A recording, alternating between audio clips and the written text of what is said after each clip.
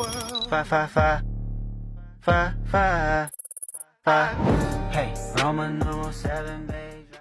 Perkenalkan, nama saya Wigneswaran, saya dari Prodi Administrasi Bisnis. Di sini saya akan menjelaskan mengenai just in time dalam akuntansi, ataupun kita akan membahas tentang pengertiannya. Pengertian just in time yaitu adalah filosofi yang berarti produksi yang bertujuan mengurangi pemborosan dengan hanya memproduksi atau menerima bahan baku saat benar-benar dibutuhkan, tepat waktu dan dalam jumlah yang diperlukan, sehingga meminimalkan biaya persediaan inventory dan penyimpanan. Ini berarti bahan baku datang langsung dari pemasok ke jalur produksi, bukan ditimbun dalam gudang besar, meningkatkan efisiensi dan kualitas serta menekan biaya operasional secara keseluruhan. Ada beberapa konsep dalam just in time. Yang pertama adalah meminimalkan persediaan inventory, yang kedua produksi berbasis permintaan, yang ketiga menghapus pemborosan atau waste, yang keempat adalah sistem tadi, yaitu push system.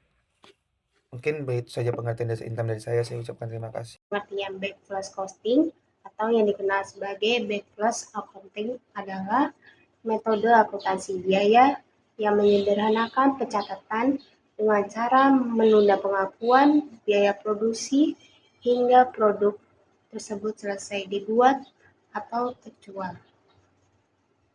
Saya di sini ingin menjelaskan tentang just in time. Just in time adalah Toyota dalam industri otomotif yang hanya memesan cukup cadang saat dibutuhkan untuk perakitan, yang membuat burger dan tentang gorengan saat ada pesanan, bukan menumpuk stok jadi untuk memastikan kesegaran dan mengurangi limbah, menunjukkan produksi berdasarkan permintaan aktual.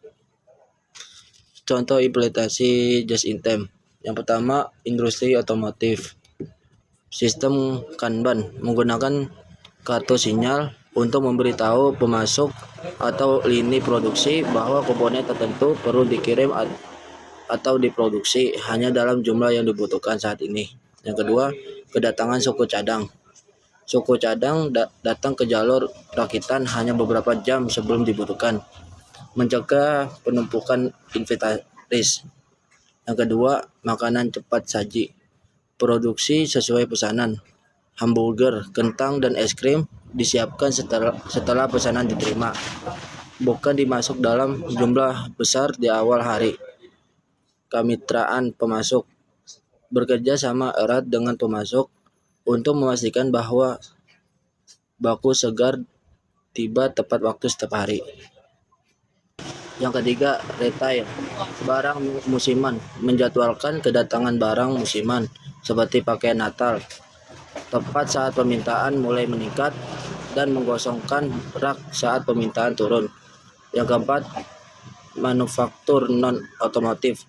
Drop shipping.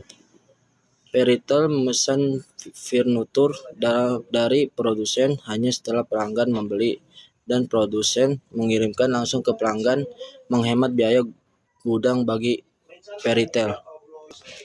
Prinsip utama just in time. Yang pertama, hanya produksi apa yang dibutuhkan, menghindari produksi berlebih. Yang kedua, kapan dibutuhkan, menyesuaikan jadwal produksi dengan permintaan. Yang ketiga, dalam jumlah yang dibutuhkan, minimalkan kelebihan persediaan. Topik diferensial dari kelompok 6 ingin mempresentasikan tentang backflash costing. Backflash costing adalah pendekatan akuntansi biaya yang sangat unik karena ia memangkas kompas, alih-alih mencatat setiap perpindahan barang dari bahan baku ke barang dalam proses.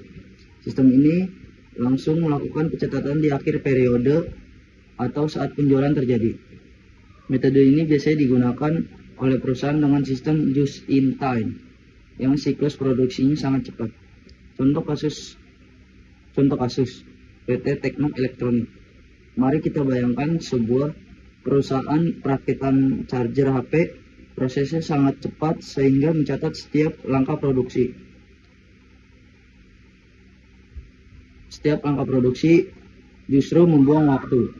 1. Data operasional. 1. Biaya bahan baku standar per unit 50.000. 2. Biaya konversi standar atau buruh plus overhead sama dengan 20.000. Total unit yang diproduksi dan dijual sama dengan 1.000 unit. Pembelian bahan baku sama dengan 55 juta. 2. Biaya transaksi atau metode backflash. Dalam backflash costing, kita seringkali melewati akun barang dalam proses. Berikut adalah 2 langkah utamanya, akan dibacakan oleh Ria. Teman-teman semuanya, perkenalkan nama saya Rika Ringo Alexandro. Di sini saya akan melanjutkan materi yang sudah dipresentasikan oleh Fari. Saat membeli bahan baku, perusahaan langsung mencatat pembelian ke akun persediaan bahan baku. Saat produksi selesai dan terjual, the black flash, disinilah keajaibannya. Perusahaan tidak mencatat biaya saat barang dirakit, tapi langsung saat barang jadi atau terjual. Akuntan akan menarik biaya dari bahan baku ke harga pokok penjualan HPP. Perbedaan utama dengan akuntansi tradisional, fitur akuntansi biaya tradisional dan backflash costing. Pencatatan setiap tahap bahan WIP jadi. Kalau di backflash costing hanya di titik pemicu mulai atau selesai. Akun WIP sangat detail dan dipantau terus. Di backflash costing seringkali tidak ada atau diabaikan. Kecepatan lambat, banyak dokumen. Di backflash costing sangat cepat dan efisien. Kesesuaian produksi massal atau stok banyak. Di backflash costing produksi GIT atau lean manufacturing.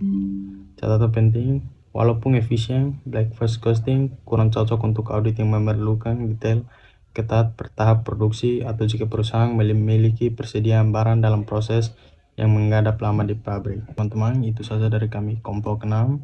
Sekian dan terima kasih. Roman numeral 7, babe, drop it like it's hot.